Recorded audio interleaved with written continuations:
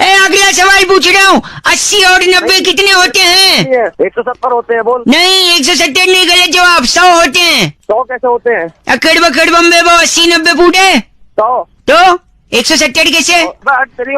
आपके घर क्या क्या सामान है उसकी हम लोग लिस्ट बना दे। अच्छा। दाल है, चावल है, चावल है, सब्जी है, अच्छा, सूजी है, हाँ है, सूजी है, फिर तो बहुत दर्द होता होगा यार, सूजी है।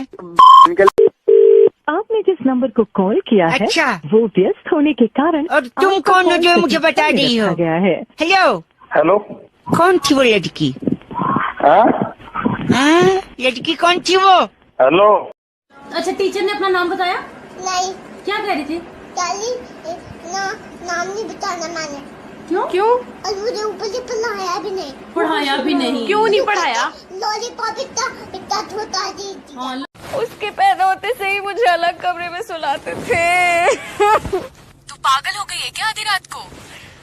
पहले ये बताओ, जब मैं बीच में सोती थी तो वो मनहूस पैदा कैसे हुआ?